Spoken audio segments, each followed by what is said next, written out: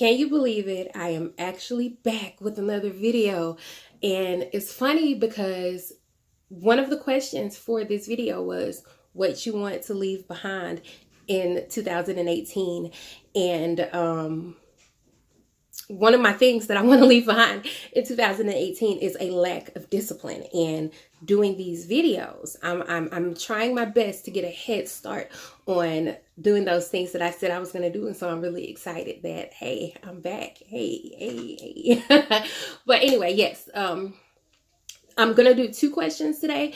Like I said, one of them was what I wanted to leave behind in 2018. And one major one is a lack of discipline. It has been holding me back in a lot of avenues. It's been holding me back as far as weight loss. Because I'm never challenging myself, being willing to challenge myself is not something that I feel is a problem of mine. How can I help you? Thank you. Close the door behind you. Okay. I don't believe myself to be someone who is afraid to challenge myself. And so, I'm willing to get up and I'm willing to work out. I'm willing to work out. That's never been my issue. Like getting up and going to do it, that is a discipline issue. But as far as being willing to work out, like if someone says, hey, Christina, let's go work out. Yeah, I'll go. Like, let's do it.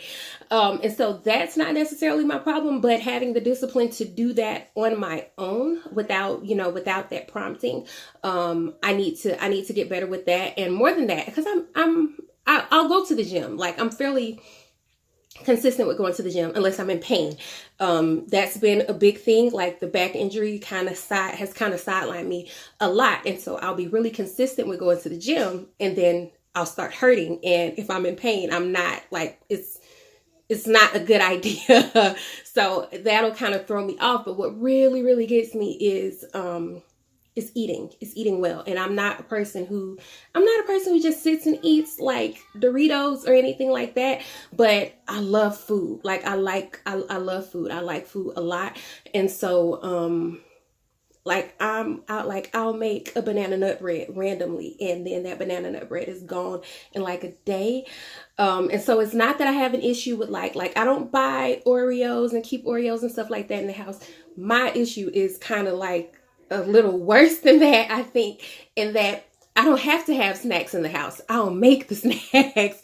And so working on getting better with that, working on getting better with treating writing like what it is. Writing is my career. And I don't know, my phone is upside down. And so I keep looking here, even though that's not where the viewfinder is. The viewfinder is somewhere. I don't, so if I'm not looking through, my eyes are all over the place. I'm sorry. But,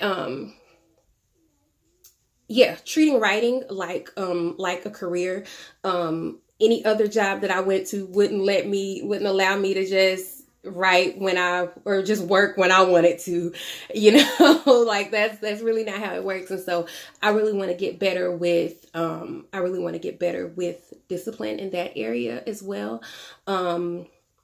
Discipline as far as, taking care of my skin, taking care of my hair, taking care of my kids' hair, different things like that. Like I'm not going to send them to school looking raggedy, but as far as like putting together a regimen and really sticking with it, these are all things that I really want to do going into 2019. And so, yeah. We want to leave behind that lack of discipline. And the other thing that I want to leave behind is self-doubt, because I feel like that limits me in a lot of ways, and it kind of makes me not pursue things that logically I know that I have the talent for, or things that I have the ability to do. I'm just afraid of what it's going to look like if it fails. And I'm very like, as far as what I consume, like as far as TV and stuff, I can be very hypercritical when it comes to stuff like that. And I feel like part of that is a little bit of envy, because it's like a part of me feels like, well, if I had a chance to do that, I would do it this way and mine wouldn't look like that. And it's like, but you didn't get a chance to do it. Like, so why you hating from the sidelines? So maybe if I go ahead and push past some self-doubt to put my own stuff into action, you know, it'll change some of that. Because one thing that I have absolutely noticed that I won't say I talk about it often, but something that I've talked about with my peers in the past is how I've noticed that aspiring writers are the most critical reviewers and the most kind of nitpicky reviewers until they go from aspiring to writer, and then they kind of see it. And so I'm wondering if I'm kind of in that place, like I'm an aspiring this, I'm an aspiring that. And so I'm super critical of people who are already doing what I want to be doing in those other creative avenues. So basically what I'm saying is CCJ can kind of be a hater sometimes, but the difference is I only hate in GroupMe, in the inbox. I don't let it spill out into other avenues. But the other question was, aside from the two things that I wanted to leave in 2018, the other question was the time that it takes me to complete a project, basically.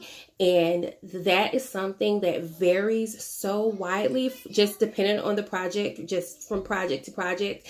But I will say that I do not have any project that I've been like fully focused on that took me longer than like 3 months to write. I'm a fast writer, and when I start writing, I'm a very focused writer, and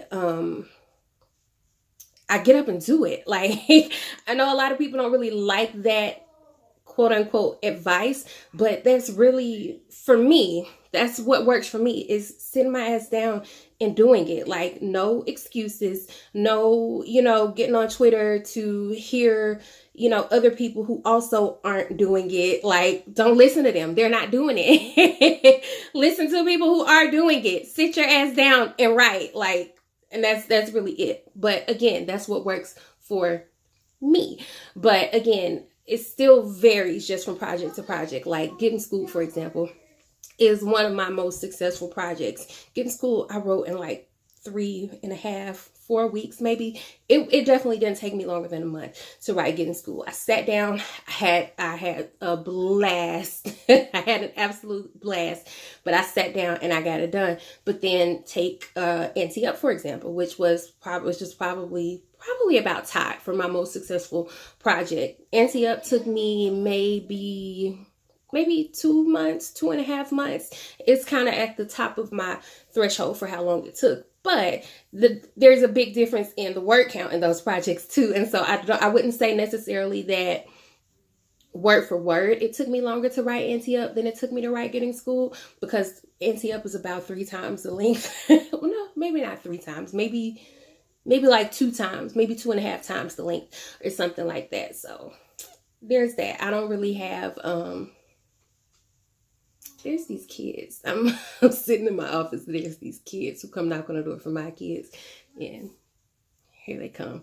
So I'm gonna go ahead and let this go so that I can tell these kids to go somewhere, because my kids got stuff to do. Bye.